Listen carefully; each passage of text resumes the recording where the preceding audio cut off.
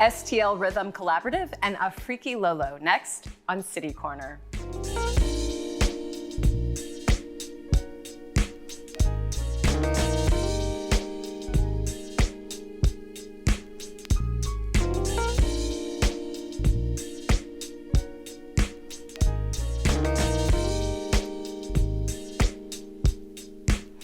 Hi, I'm Sarah Thompson and welcome to City Corner.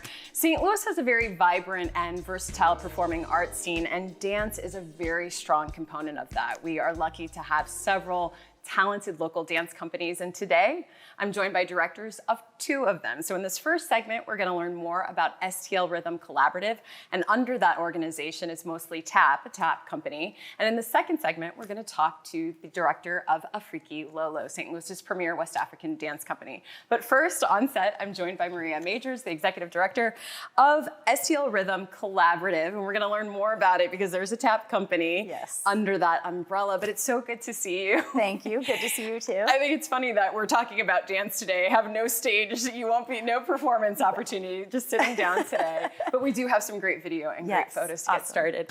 I want to first say congratulations. Thank you. Because I think this was kind of heard all over town, and we've got a graphic to show it, but you were recognized nationally by Dance Magazine as one of their top 25 to watch. And people in the dance world, you may not know this, but this is a big deal. This is a national sort of spotlight on companies across the country. Yes. Congratulations. How did that feel? How does this all happen? It was very exciting. It was unexpected, super humbling.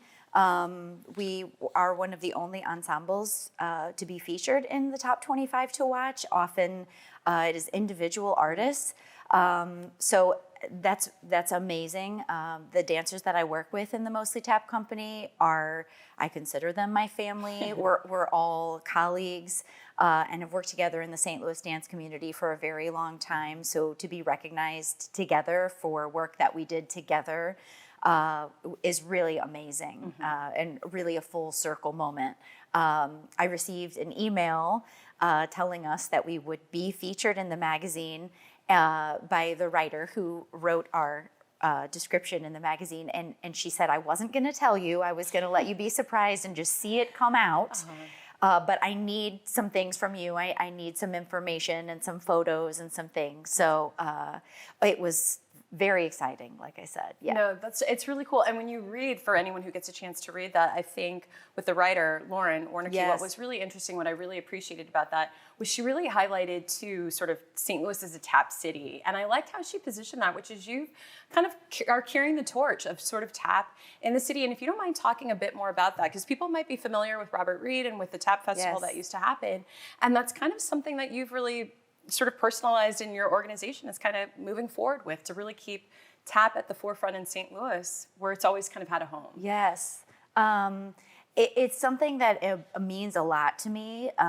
When I was young, I was a really, really shy student. I loved dance. But I was very shy.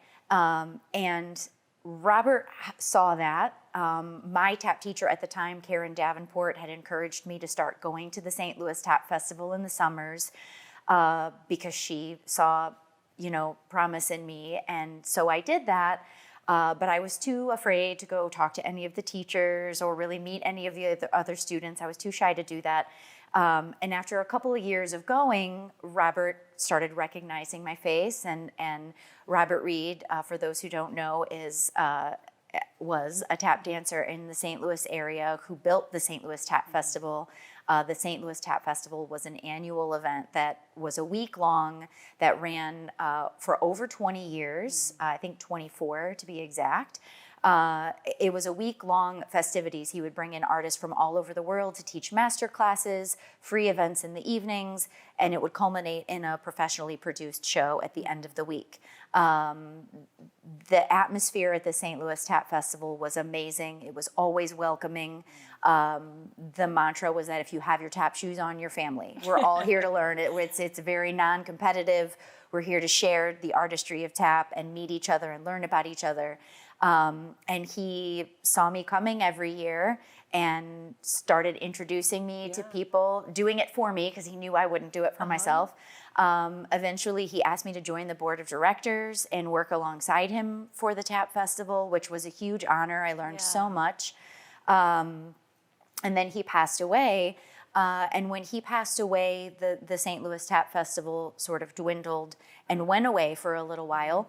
One of my colleagues and great friends, Anthony J. Russo, revitalized the idea of the St. Louis Tap Fest with his Show Me Tap Fest, I believe, in 2017.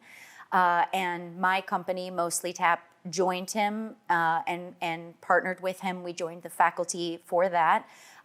He held it in the Clayton Plaza Hotel, which is where Robert used to always hold the Tap Festival. So it had special nostalgic meaning for us to do that.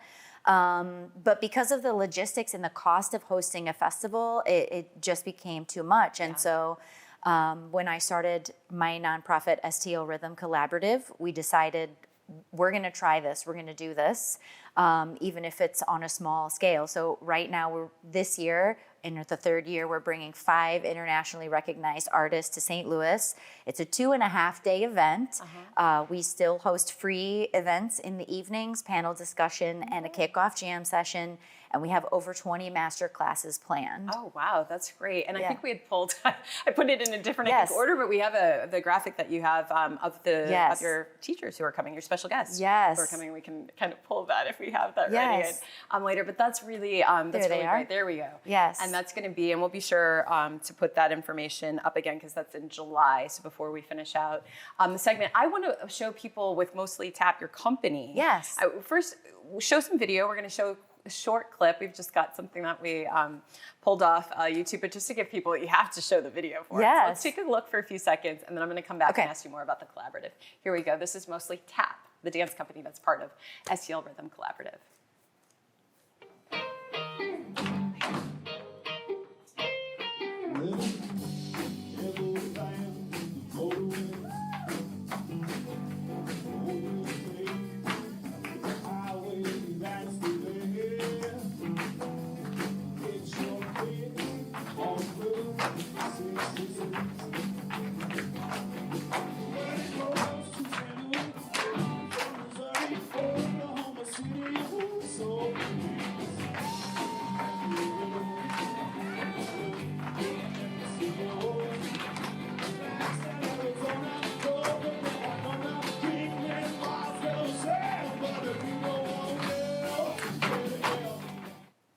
That was a small snippet. But I've seen you perform in live in person, and it's beautiful and it's great. So people will have to check that out. I want to make the distinction too, because that's the company, that's a professional company, Tap company. But will you kind of go over briefly the breakdown of STL Rhythm Collaborative? We've got the professional company, and then there's also Mostly Jazz. Then you've got the pre-professional program. Then you have all of the classes and summer camps. Correct. Yeah, so for a small nonprofit, we really do a lot. So STL Rhythm Collaborative is a nonprofit, like I said, and under the umbrella of STL Rhythm Collaborative, we have 3 main programs that we offer. The first is our community engagement program, which is all free events that are open to the public and are all ages. So sometimes those are jam sessions for musicians and dancers in any discipline, doesn't have to be just tap. The purpose is really just collaboration and again, engagement, meeting new people, dancing together. And some of those are also educational, history, footage nights, movie nights. The purpose really just being to gather. Then our second program is our education program, and it's our largest program. So we do in-school lecture demonstrations, after-school activities. We also offer our own classes, a lot of them being teen and adult classes, which is a rare find in the St. Louis area. And then we also have our pre-professional program, which is a program we started 3 years ago for teens who aspire to a professional career in the arts. So we do a workshop with them and provide performance opportunities, but we also teach them about music. We teach them how to sort of market themselves in the industry. So they learn about headshots and resumes and how to take care of their bodies and health and nutrition. So it's more than just a lot of dance classes. We try to round it out with other skills that they'll need to succeed. And then we have our professional companies, which is our third program, and our most well-known, I think.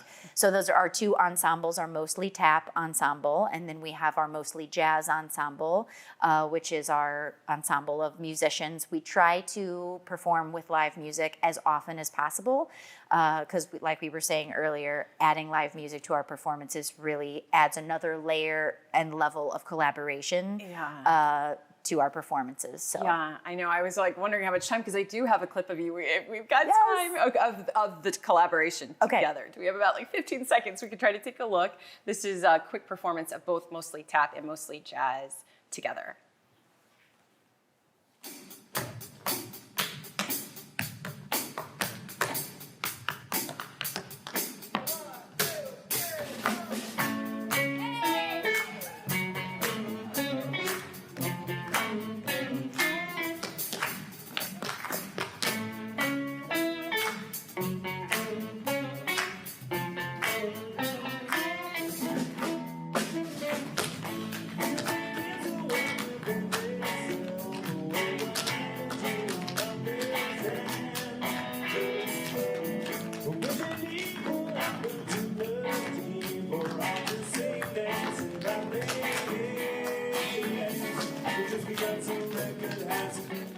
Great. Tap is definitely one of the art forms where seeing it and hearing it in person, it's really hard. It's just so, it's not different from video, but there's just so much rhythm, so much power in when you're like in person watching it, and just the synchronization.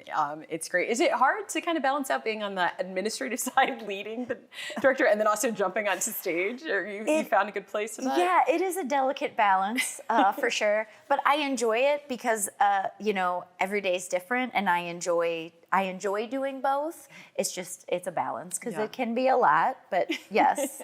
But I'm doing all right. You're doing all right. We've got a lot. Thank you for coming in, because I know it's a busy time. Busy time of year, and congratulations again on the Dance Magazine recognition. We're going to put up a couple of graphics for you to learn more about STL Rhythm Collaborative. The first is right there. You can follow them on Facebook and Instagram. Head to their website. As Maria has talked about, that's where you can really break down kind of what we're going to show you in the next graphic, which is if you want to learn more about, just as Maria talked about, just gathering and going to some of their events, their pre-professional program, or even this summer, their summer camps and classes. All of that is on the website. And then we'll wrap things up with the last graphic, which is for the third annual STL Rhythm Fest coming up in July. And so I guess you can register and start registering everything online. Yes, we have an STL Rhythm Fest tab on our website, and you can find more information about all the artists. The artist bios are all there, and registration information. All of our upcoming camps, classes, there's an events tab on our website, and you can find it all there. All right, thank you so much for being here. Thank you for having me. And good luck with the rest of the year and the rest of the season. Thank you so much. All right, well, we're going to talk more dance. We're going to take a quick break, but we're going to be back with Afriky Lolo and start talking about West African dance right here in St. Louis. Stay with us. We'll be right back.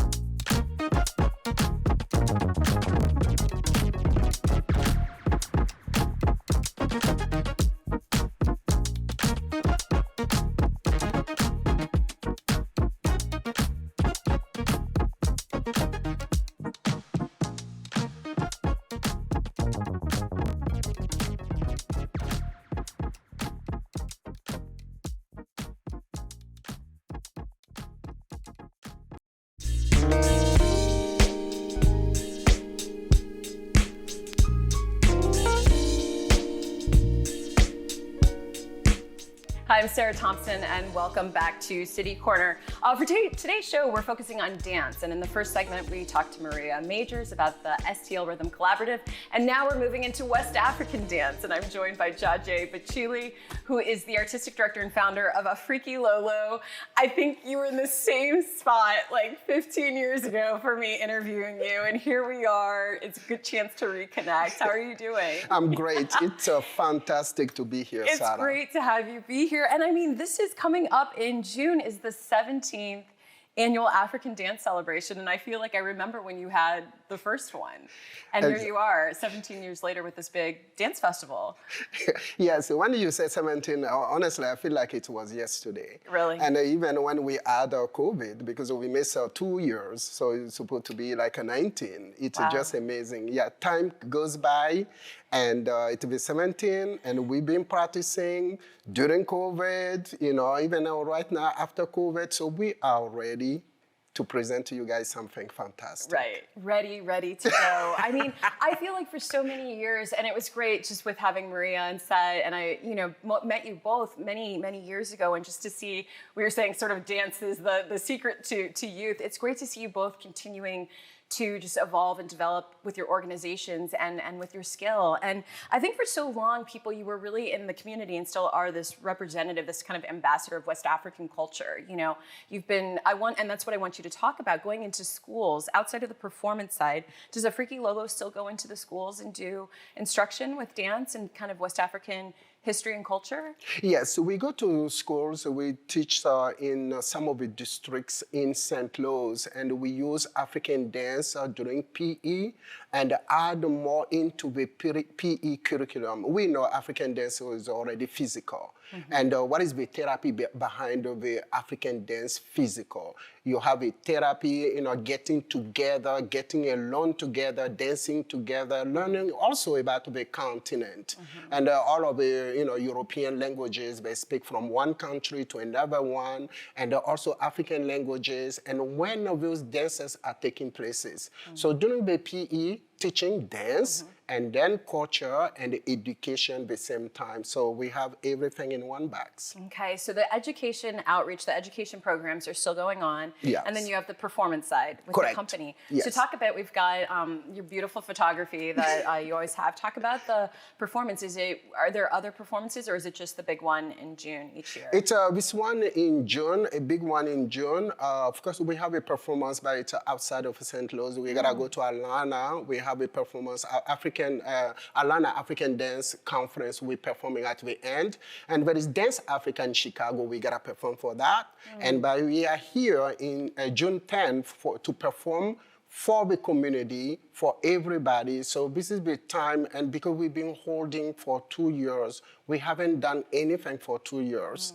And some of the company members went to Africa, really? You know, because the fact we didn't perform, they want to go to Africa, and they heard at that time Africa wasn't that infected. So they went there and danced and came back. So we have a lot of pictures, videos, tie into that performance to see what we're doing here in St. Louis and also outside of St. Louis. We're trying to build a bridge between America and Africa anywhere, you know, around the world. Oh, that's fascinating. Where did they go in West Africa? You're originally from Mali. Yes. Where did some of your dancers travel to? Yeah, my both parents are from Mali. I was born in Ivory Coast and grew up between both, and that's why it's very hard to tell where I'm from. You know,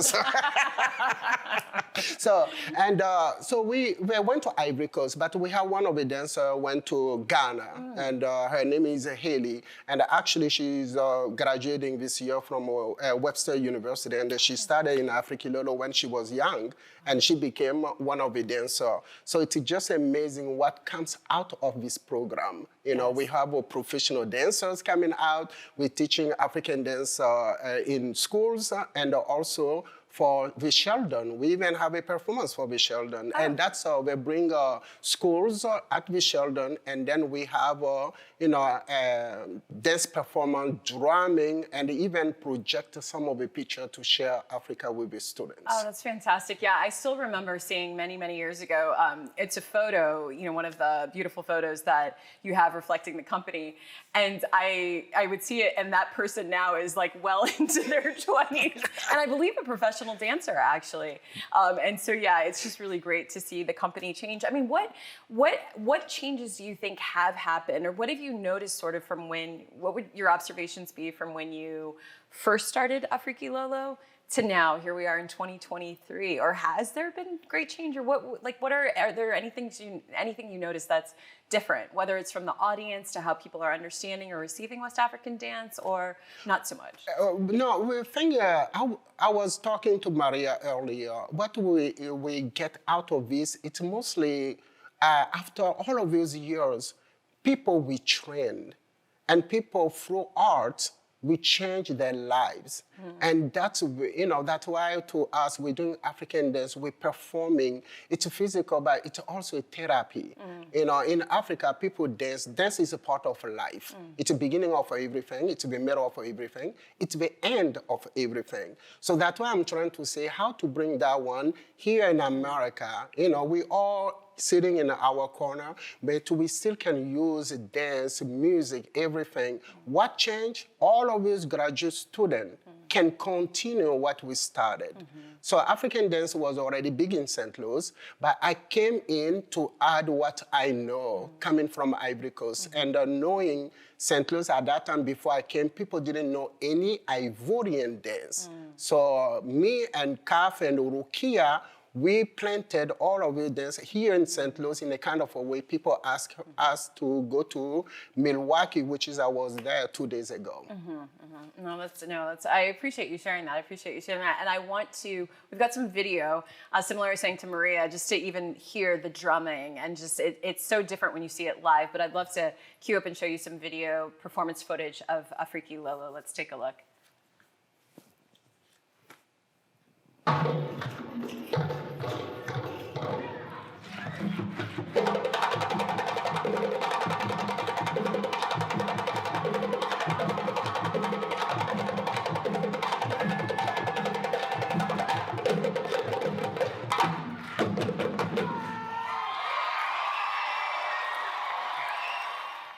All right, that was great to see. And that's some of that is you.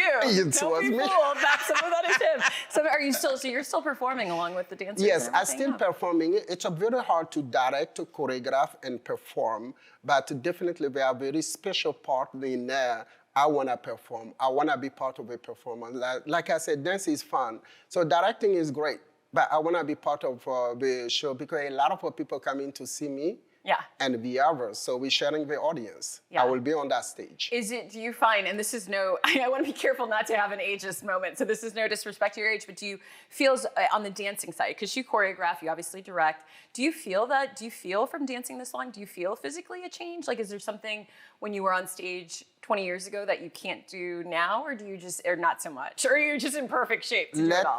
Let me tell you the truth. Okay. My endurance will be fantastic. The question is, how long can you stay on that stage? I see. So every year, if you can perform for an hour, with the time, you're going to perform for 50 minutes, and then 40 minutes, and then, but you gotta ask yourself, what can you handle? Because when you go on that stage, you wanna do 30 minutes, that 30 minutes gotta be exactly the first second when you came on stage. Your endurance, it gotta be there. So I always pick the number I can handle. I can handle 30 minutes, I can perform for 30 minutes. Listen, with West African dance, the physicality of it is so intense. The one thing I've really noticed, and maybe it's just me, but pop culture-wise, is that there has been more, I would say, sort of in pop culture, more West African and African music and dance, more sort of like fusion in more recent years. Have you kind of noticed that, or is that just me making those observations? No, you didn't. South African dance and, Yes, you have a South. The thing is, the internet is making easy for everybody to explore any corner in the world today. And then the fact that African dance and music now well known, and today with the social media, you have people explore more. In this show, you're going to have the traditional dance, and then you're going to have Afrobeat. So there is one scene you're going to see in the show. We will be in the airport in Africa, and we're going to represent the airport where people arrive from America, and then are going to explore Africa. So that's why people have to see this show, because they will be in Africa for an hour and a half. Oh, wow. So, I mean, I want to just kind of follow back up on that. There's a narrative almost to the performance. So Correct. It's not just different works per se on stage. It's actually a sort of theatrical element, like a narrative, a storyline to the dance festival, right? Exactly. So the whole story will be African American going to Africa to explore how Africa is, discovery. Because we're learning African dance here, we're learning all about Africa, but it's always good to go to that land to compare things to what we're being learning. And there's some stuff you can learn until you go to that land. Got it. Yeah. So. No, that's great. No, that's great. Now that I think back on some of the past African dance festivals that you've done, there was like a theme and a storyline. Before we wrap things up, I do want to acknowledge the drumming is a huge component to these shows. It's the drumming, and you mentioned one of the drummers of the company, Kaf, who's still there. Tell me a bit more about some of the other drummers and outside of you dancing and the dancers. So we have Kaf Gay, professional drummer. Everybody knows him. And then we have Eric coming from California. He's originally from Ivory Coast, well known in US. He goes from one state to another one, professional musician. And then also we've been training a local musician here. And we have even some of the kids in there, some of the youth. So they will be presenting what they learned from those professional drummers from Ivory Coast. Oh, okay. So that's why in this show, it's always connecting America to Africa and sharing. Got it. You know, so we will have the youth on stage. We train for many years, and also the professional drummers. Yes. And do you, with the youth component, is that still considered? Is it Yele? Is it a Yele company? Was that the name of the company? Yele, that's the children dance company. Children's, okay. Yes, but that's separate from the drummers. Okay. We're trying to build another group of younger boys, how they can learn drumming, how drumming is done, and we respect everything. So we're trying to expand more. I see, I see. Now I see what you're saying. There's a lot. No, it's so good to reconnect. It really is good to reconnect and just see Afriky Lolo continuing on after this long. We've got the information there for you on the screen so you can learn more about what's coming up. This is Afriky Lolo, St. Louis's premier professional West African dance company. The website right there. You can follow them on social media, check out some of the videos. And then there's the upcoming performance that's taking place, the 17th Annual African Dance Celebration, Saturday, June 10th at Coca. So you can get information about tickets, all of that stuff on the website at afrikylolo.org. And yeah, just 17 years, 19 years, as you were saying, if the pandemic hadn't happened, but really, really wonderful. It's just been great. Such a fun show. Always great to talk about dance. Thank you so much for being here. Thank you for having me. Thank you. And thank you at home for watching, and keep it right here on STL TV, Experience St. Louis.